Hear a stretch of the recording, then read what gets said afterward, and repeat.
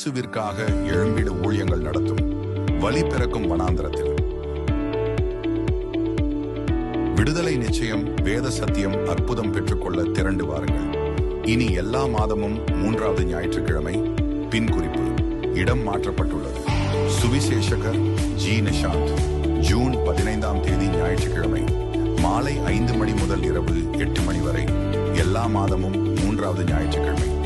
இடம் Zion complex, Pammal, main road, Muthamizh Nagar, Pammal, Chennai 6,775. தொடர்புக்கு 9791028855 மற்றும் 7448754484. அனைவரையும் அன்புடன் அழைக்கின்றோம். வாருங்கள், பங்கு பெறுங்கள்.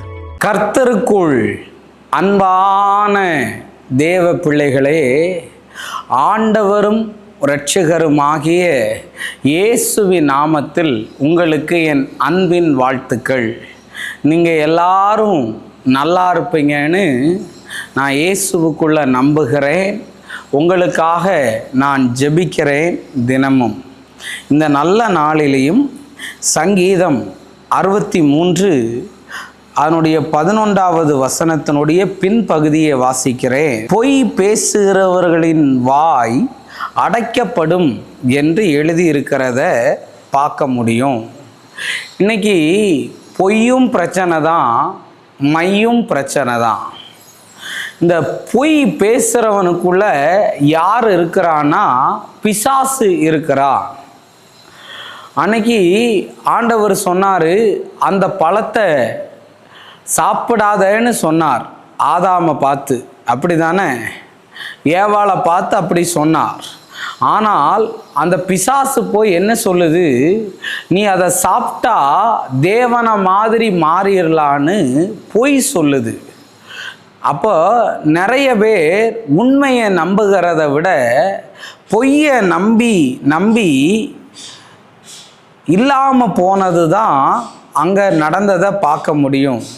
இன்னைக்கு நிறைய பேருடைய வாயில மெய் இல்லைங்க, எல்லாருடைய வாயிலையும் பொய் தான் இருக்குது. ஆனால் வேதம் சொல்லுகிறது, பொய் பேசுகிறவனுடைய வாய் அடைக்கப்படும்னு இருக்குது. ஒரு பழமொழி ஒன்று சொல்லுவாங்க, 1000 பொய் சொல்லி ஒரு கல்யாணத்தை நடத்தலான்னு.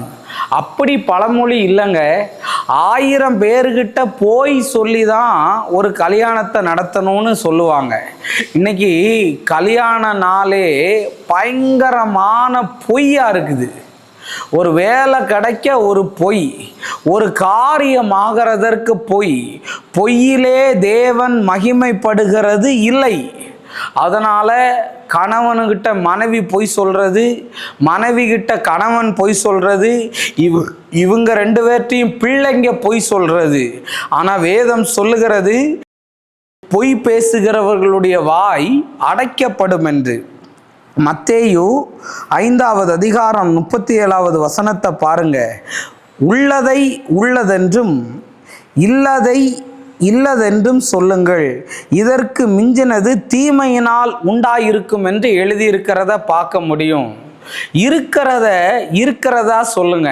நிறைய பேர் அப்படி பீலா விட்டுட்டு அலைவான். எனக்கு அவனை தெரியும், எனக்கு இவனை தெரியும் அப்படின்னு. உனக்கு தெரியும், ஒன்று அவங்களுக்கு தெரியுமான்னு கேட்டால் அது பொய்.